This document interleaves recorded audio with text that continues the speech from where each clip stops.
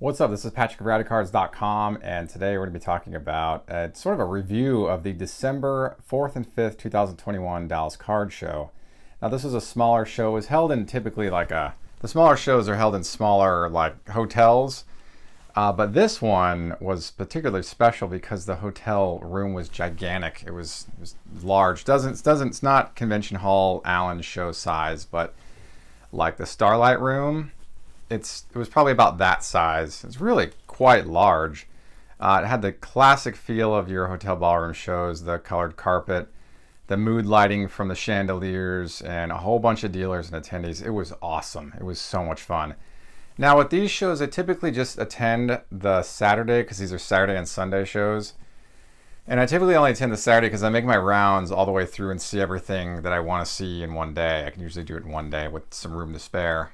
So this time I did that, but I actually went back on Sunday to make a business deal and help a friend pack out. And while I was there, I did a few cherry picks and grabbed a few more things. But for this particular review, I just wanted to cover 4 pieces that I grabbed that are just awesome. And if you want to see everything else, you can click on the link below or scroll down. And I've got obviously the classic fanned out spreads of the different categories of stuff I collect. So didn't get any vintage this time.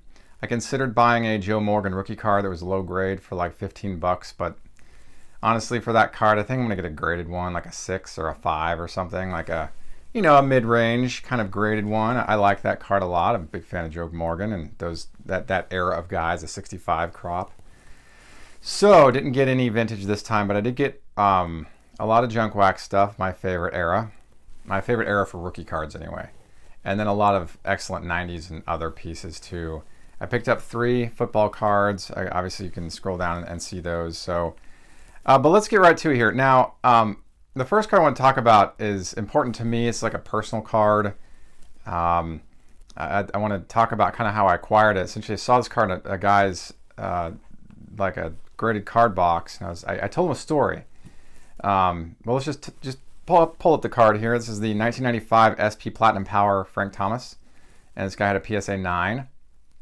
This is a card I bought in '95 at a show, at a similar style show, and I remember when I saw it at this hotel ballroom show back in '95.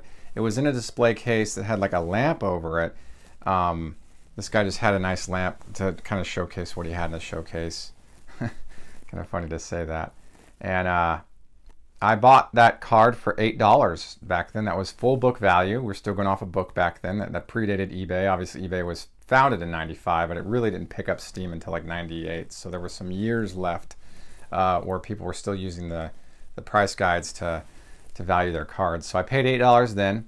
I've since acquired a few more of those over collections and just cherry picking and low bargain bins or whatever. Anyway, I saw this PSA 9, and the gentleman, I had to kind of share him the story of this card. And at the time I had found it, I had spent my budget. I wasn't planning on spending anymore. And I said, if I had a little bit more cash, I'd probably work something with you on this, but no big deal. I just want to share the story with you, and talked about it with him. And he was like, you know what? Just take it. Free of charge, don't worry about it. I was like, you're sure? I like to pay for things. I want to pay you. He's like, no, just take it. I have 2 other same cards, same grade. You can have this one. A really nice guy. In fact, when I came back on Sunday, I wanted to hand the guy some cash. I asked him on Saturday, I was like, well, what'd you pay for it? He's like, a little less than what you paid for it in '95. And so I was like, oh my gosh, awesome. So I made a note. I wanted to come back the next day and pay him some amount that would at least have him break even on the card. And he wouldn't take it. Sunday, he was like, I don't want it. Just keep the card, keep the money. I don't want your money. So just a cool personal story for me. A great card. One of my favorite Frank Thomas cards. I love the image of Frank Thomas in this particular card. I love the set design. I like the brown background on this card. I just think the set design is cool. The die cut. Great card from a great set. It's very affordable.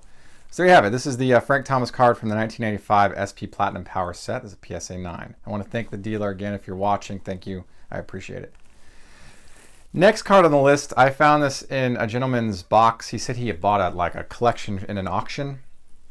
And I went through it, and there was all kinds of cool stuff in there. Really fun box to go through. And like a lot of 90s inserts, which I love. Huge fan, obviously. And some junk waxy stuff. So it was perfectly positioned to be something I would totally love. So I pulled out a stack of cards, and in there were 2 Beckett Raw Card Review cards. One was an 87 Donruss Bonds rookie, the Raw Card Review in a 6.5, I believe. And then there was this one, Ken Griffey Jr. 89 Upper Deck Raw Card Review in a 3. As soon as I saw it, I was like, man, I wonder what the pop report is on a 3. It's probably really low compared to like the 8s and 9s and 9.5s and the stuff from the BGS. And sure enough, it's got a very low pop on 3s. I suspected it was going to be more than 1 because it's Griffey's such a popular card, one of my favorites from the era. But I grabbed that, and I think the guy was just going to charge me a few bucks for it. But I had a hand on my stack of just miscellaneous stuff that I grabbed, and that was just kind of a cool showcase piece because that's a card I'd acquired a lot over the years in bargain bins, $2 and $3 and $4. I've just been cherry picking those cards for a long time, and when I saw the low grade, I was like, I got to get that. And I'll probably send it to BGS at some point to have it officially grade that and the bonds together, just because I think they'd look great up on the museum as these lower grade classic rookie cards. I just love that stuff so much. It's so cool. So I got that. That's the Ken Griffey Jr. 89 Donruss rookie and a Beckett Raw Card Review 3. Such a rad thing. It's funny. I look at that stuff and I think to myself, gosh, who would bother subbing a card in such low grade? What is the point? It's expensive. The card's not valued high. It's from a supremely overprinted set, and it's in horrible condition. It's got really poor surface loss on the card, on the edges, left and right. A lot of wear, and so it's got to be a real kick in the pants for the submitter. But it shouldn't come as any surprise that the grade is so low. That the returned grade is such a low one. I just find it so funny. It's just so cool. So I want to talk about that. That's just such a cool ad. Now these next two are completely unrelated cards, but they're awesome. Roberto Alomar, 1998 Pacific Invincible Cramer's Choice Dark Blue to 80.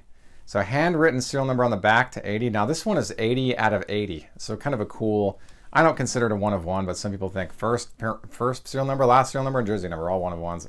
Look, if any of the serial numbers are 1 of 1s, because there's not another 2 of 80.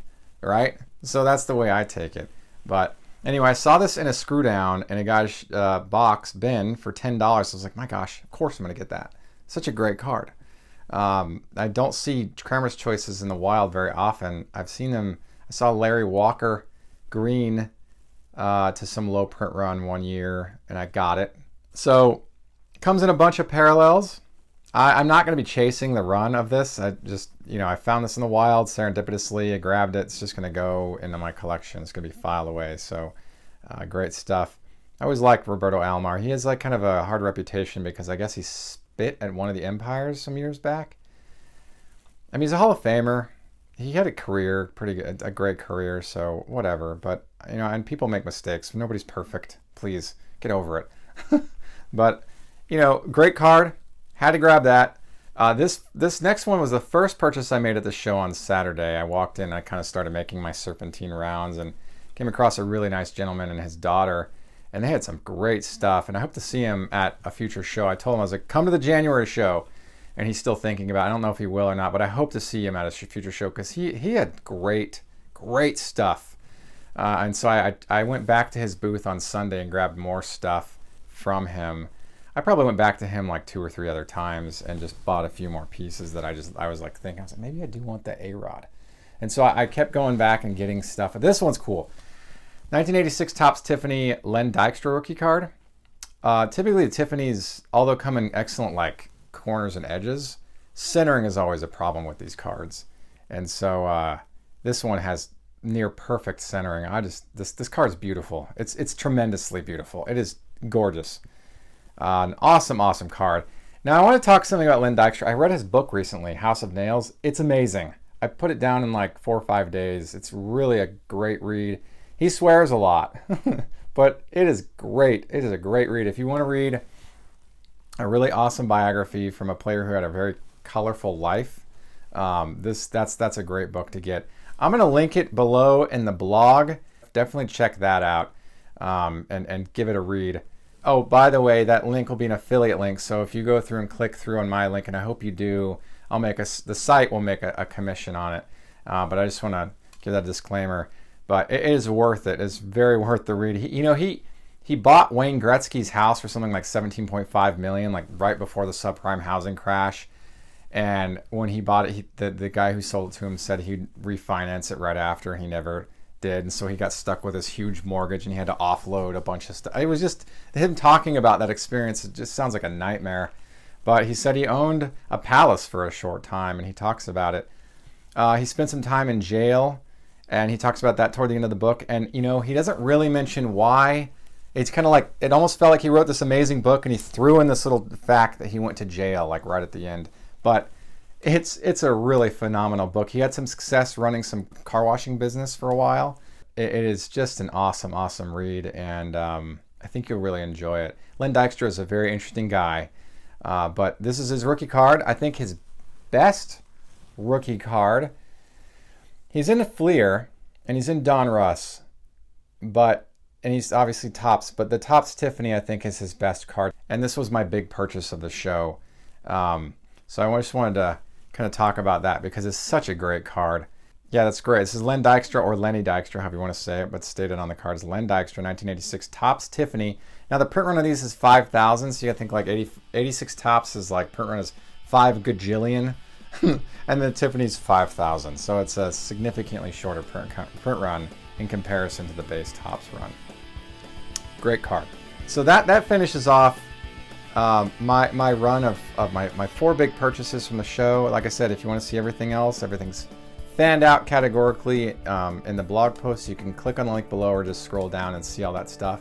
So I would like to know your comments. Which one of the 4 cards I acquired was your favorite? Post your thoughts in the comments area below. Thank you for tuning into Radicards TV on Radicards.com. I'm your host, Patrick Reno, and until next time, enjoy collecting.